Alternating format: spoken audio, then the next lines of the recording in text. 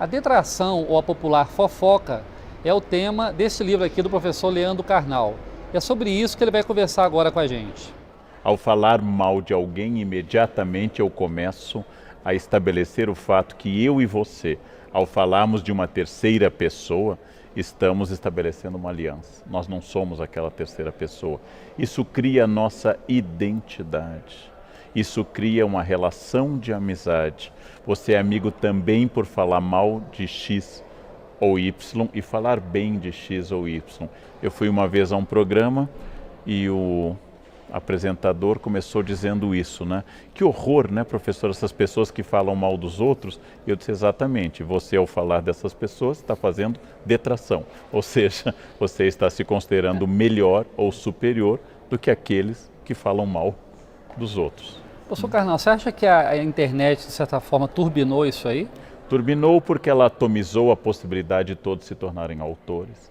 Turbinou porque ela retira o ônus da presença física. É mais difícil falar mal das pessoas com o risco físico da presença, do ônus de, por exemplo, receber uma resposta na cara ou até uma agressão física, mas também porque neste nosso mundo líquido, usando uma expressão do Bauman, nós nos tornamos todos autores com autoridade. Por exemplo, no momento que eu abro uma conta no Facebook, automaticamente eu ganho um diploma de jurista especializado em Constituição, apto a emitir opinião sobre impeachment abalizada ao lado dos maiores constitucionalistas do Brasil, porque eu tenho conta no Face. No momento que eu tenho o acesso à internet, eu posso emitir opiniões sobre medicina, educação e história. E se alguém me disser que está errado, eu digo, é sua opinião. Há poucos dias eu emiti uma opinião sobre o abandono que o Reino Unido está fazendo da União Europeia. Um menino de 14 anos me respondeu, você está completamente equivocado.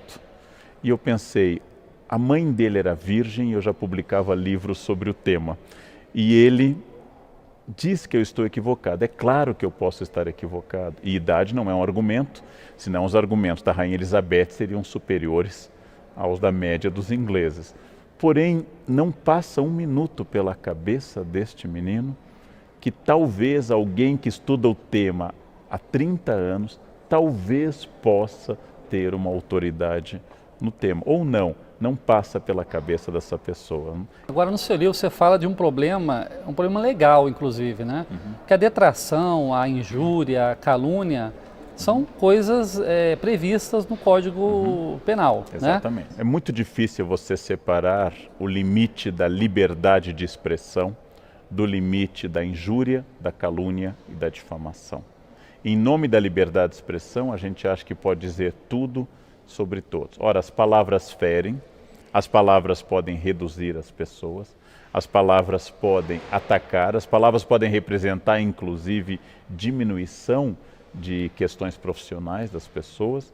Logo, como eu dou o exemplo no livro, no caso da escola, que foi caluniada, sendo escola acusada, base, né? um caso clássico em jornalismo, caluniada a partir da fantasia de uma criança e a partir do depoimento de outras pessoas, essa escola foi destruída, as pessoas foram destruídas, era absolutamente sem nenhum sentido aquilo que está sendo dito. Por isso, liberdade de expressão é garantida pela lei e é um dos grandes privilégios da nossa vida.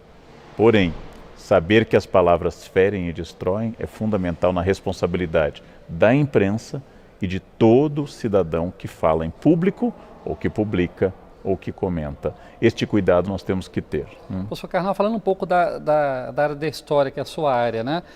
Falar mal do opressor é uma forma de detração ou seria apenas uma arma do fraco contra o poderoso? As duas coisas, porque, como eu dou o exemplo no livro, a estátua do Pasquino, que fica do lado da Piazza Navona, onde o Brasil tem embaixada, bem perto da embaixada brasileira, ela tem uma boca redonda no qual os romanos há séculos colocavam ataques, ora aos papas, agora podia ser ao Berlusconi, a situação da Itália e assim por diante.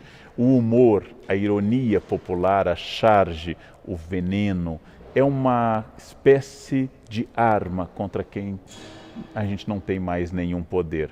Professor, o debate político de hoje é um poço de maledicências, né? O senhor acompanha isso muito bem. Sempre foi assim ou a gente está vivendo um momento excepcionalmente ruim? Sempre foi assim. No século XIX, quando Dom João VI chegou, o príncipe ainda regente, não Dom João VI, e colocou nas portas da Casas PR, Príncipe Real, os cariocas leram como põe-se na rua. A detração política tem uma função. O problema se ela é apenas o ataque. E o problema maior é dar mais atenção à vida pessoal do candidato do que às suas propostas. O candidato ser ou não ser casado, o candidato ser ou não ser um homem fiel, o candidato ser ou não ser hétero é absolutamente irrelevante em relação às propostas dele para a economia, para a diplomacia, para os blocos econômicos e Agora, assim esse é um por modelo diante. bem norte-americano que a gente segue. Na Europa isso não acontece, né, A professor? Europa, menos interesse na vida pessoal. Nos Estados Unidos, a cultura da democracia midiática tornou a vida pessoal mais importante. O candidato deve necessária e obrigatoriamente ir para a convenção do partido com a sua esposa, de preferência com 2 filhas, esse é o ideal. Se forem loirinhas, melhor ainda. E ele deve agradecer a Deus, logo em seguida a companheira que o acompanha há décadas, que é a sua esposa, beijá-la, não de forma erótica, mas de forma apaixonada, e passar a mão na cabeça das filhas. Ele deve dizer que família é tudo, então ele é livre para dizer suas ideias políticas. É quase que a carteira apresentada para ele poder ingressar na política, não? Agora, essa detração em voga na política brasileira, parece que, de certa forma, ela contaminou a sociedade, né? Essa história do Fla-Flu, como é que o senhor analisa a forma como as pessoas se tratam hoje? Pessoas que têm diferença política e se tratam sempre de forma detratando um ao outro, caluniando um ao outro. Nós sempre fomos detratores, essa é uma característica. Ulisses Guimarães chamou a junta militar de 1969 de os Três Patetas. Não era uma análise política, não era uma referência ao Moe, ao Larry, ao Joe, como uma tentativa de estabelecer uma proximidade com essas personagens.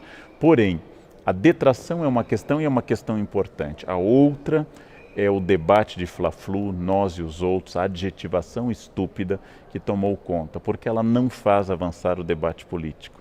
Na medida em que cada lado apenas adjetiva, cada lado apenas diz você é o mal e eu sou o bem, nós não temos um acordo político. Nós temos no Brasil desconfiança de 2 instrumentos. Não é que nós não possamos ter essa desconfiança, mas nós temos. Uma é o mercado como instância reguladora das coisas, e a outra é a política como instância onde eu possa resolver os problemas. Nós gostamos mais da força, da intervenção, do Estado e da fofoca. Acreditar na política como uma instância de harmonização é mais difícil entre nós. Dá mais trabalho, né? Dá muito mais trabalho, né? Professor, muitas vezes a fofoca ela é irracional, né? O senhor até comenta isso no seu livro. Ela não se dobra nem mesmo diante da realidade. Sim. Você mostra a realidade e a pessoa continua dizendo que a verdade é a fofoca dela. Como explicar isso? Porque ela responde a forças que a gente chamaria de atávicas, primitivas, tradicionais. Então, por exemplo, nós historicamente fomos governados por presidentes quase sempre acima do peso. De repente, uma presidente mulher está acima do peso e as pessoas comentam mais isso, que não comentavam nem nas barrigas proeminentes de Lula e seus antecessores. Por quê? Porque é mais atávico falar da forma física feminina do que a masculina. Essa cobrança é muito sobre a mulher. Isto é muito atávico, é a coisa mais forte que tem em nós, apelar aos estereótipos, aos arquétipos, a tudo aquilo que nos ensinaram indiretamente. Aquele aprendizado que eu tive no banco de trás do carro, quando meu pai dirigia, eu era criança e gritava, tinha que ser mulher. Essa tradição misógina, tradição de desconfiança do feminino, ela é muito forte entre nós. Logo, é preciso analisar objetiva e criticamente. Professor, o senhor diz no seu livro também que toda detratação fala mais do detrator do que do alvo da sua mentira, né? O senhor poderia explicar melhor essa forma de projeção, vamos dizer assim? Toda detração, então, ela tem como objeto alguém, mas toda vez que eu aponto o dedo para alguém, há 3 dedos apontados para mim. Teoria psicanalítica básica freudiana. Quando Pedro fala de Paulo, Pedro fala mais de Pedro do que de Paulo. Se eu lhe acuso de alguma coisa, obviamente essa coisa encontrou um eco em mim, difícil de ser resolvida. Por exemplo, homofobia, como querem os psicanalistas, é sempre o choque entre dois homossexuais, o que aceita sua sexualidade e o que não aceita, e por isso ataca. Ou seja, ao falar mal de alguém, eu estou expondo as minhas dores. Ao falar mal de alguém, eu estou dizendo, nossa, fulano é muito burro, fulano não tem estudo, fulano se tornou presidente, mas é muito burro. Bom, se ele é burro e se tornou presidente, você é genial e é gerente apenas dessa lojinha, alguma coisa está errada em relação ao cargo. Ou seja, é uma maneira de catarse é um conceito aristotélico, no qual eu transfiro essa energia para este campo, ou seja, falar mal é uma forma de falar do que me dói, do que me incomoda. Por isso, nós deveríamos ter um pouco de cuidado, porque é quase um raio-x da nossa alma. Quase toda detração ela embute alguma forma de preconceito, né? O senhor concorda com isso? Sim. E como combater o preconceito, já que ele é a fonte da detração em geral? Tente eliminar do campo do humor e da piada o português, a loira, o homossexual. Tente eliminar da piada o pobre, tente eliminar da piada o nordestino e você verá que o nosso humor acaba de falecer. Porque o humor é um dos grandes campos do preconceito. Isso não entre nós. Na Grécia, Aristófanes, ao falar de Sócrates, Aristófanes, ao falar da democracia, nas suas comédias, cometia os mesmos tipos de preconceito. Então, o preconceito é um dos elementos que estabelece uma tentativa de aliança entre mim e o outro. Ele nasce da ignorância e o preconceito nasce também do medo. Se eu tivesse que achar um pai e uma mãe para o preconceito, um é a falta de conhecimento e o outro é a angústia do medo. Essas duas coisas que existem em todas as pessoas, porque todos nós temos medo, elas fazem surgir exatamente isso. No alvo do meu preconceito está o meu desejo. Está o meu desejo a todo instante, aquilo que eu projeto no outro. O preconceito é muito forte, livrar-se dele é quase impossível. Para que ele seja superado, nós precisamos de duas coisas. Uma é a educação, que é o consenso, e a outra é a coerção, que é a lei. Eu acredito em campanhas e debates sobre, por exemplo, a presença do negro na sociedade brasileira fundamental e também acredito que nós precisamos continuar, que o racismo seja crime inafiançável. A junção dessas duas coisas faz com que as pessoas comecem a abandonar a barbárie do racismo. É preciso haver educação sobre o trato com as mulheres, que transforme as pessoas, e é preciso haver Lei Maria da Penha. Essas duas coisas podem resolver a médio e longo prazo. Imediatamente, não, porque nós somos formados por uma sociedade preconceituosa. Não, porque o senhor falou no livro que a criança tem humor, ri e não é um humor preconceituoso, né? Exatamente. Marcou muito essa frase do senhor no seu livro. Professor, muito obrigado pela entrevista à TV Câmara, agradeço, um prazer. programa Casa das Palavras, e sucesso aí no seu livro. Obrigado.